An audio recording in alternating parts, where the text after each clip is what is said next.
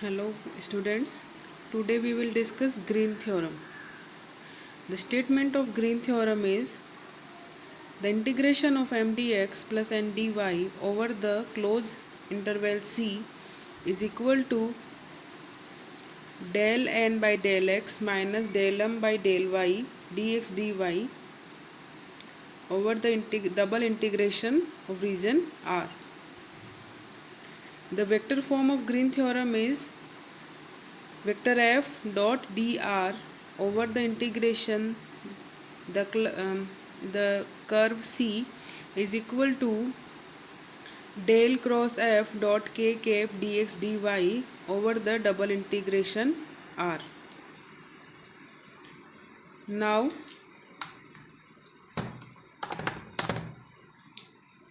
the value of vector f is m I cap plus n j cap, m and n function of x. Now del cross f we will write as determinant form of I cap, j cap, k cap, del by del x, del by del y, del by del z, m n. The value of the multiplier of k cap is 0, then we will write it 0.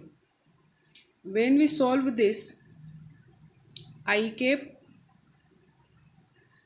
del by del y multiply by 0, 0, del by del z n.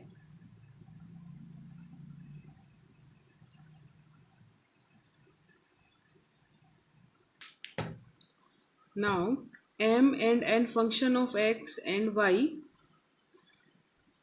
then I cap del by del x, यहाँ पे 0 I cap आएगा. क्यों?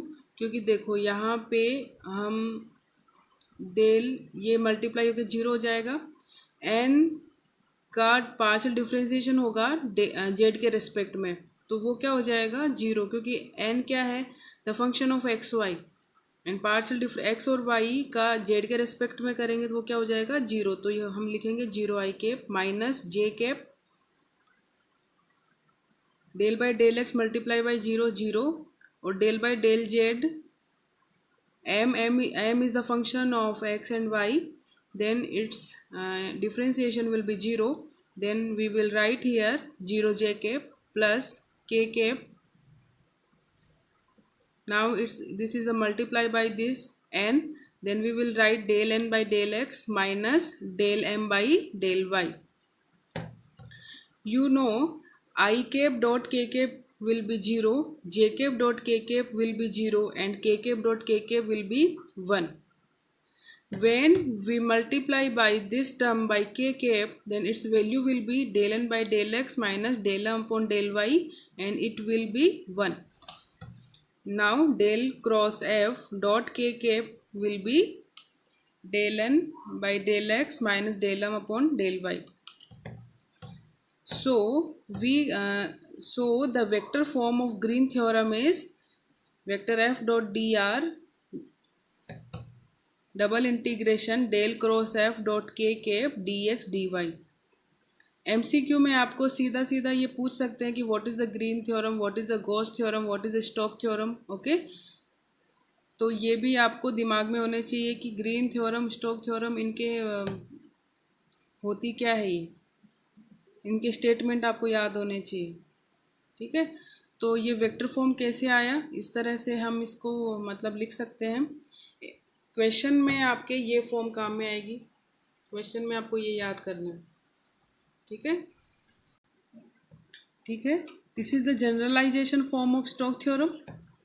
Stokes theorem क्या बोलती है, vector F dot d r over the integration the curve C is equal to double integration over the surface del cross f dot n cap ds.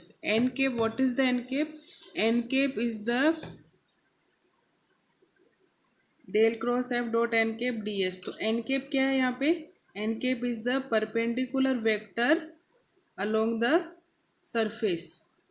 इस तरह से एक परपेंडिकुलर कर्व होता है ना, परपेंडिकुलर वेक्टर, उसको हम क्या बोलेंगे n cap.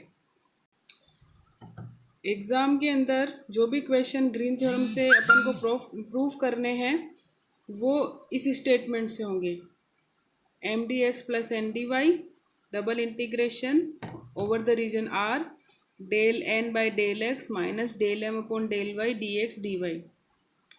यहाँ पे m is the function of x and y होता है, ये मैंने बताया था, m and n is the function of x and y। तो यहाँ पे m किससे मल्टीप्लाई है dx से, और यहाँ पे n मल्टीप्लाई है dy से। तो इसका जब हम डबल इंटीग्रेशन करेंगे तो जो n है इसका पार्शियल डिफरेंशिएशन होगा x के रिस्पेक्ट में।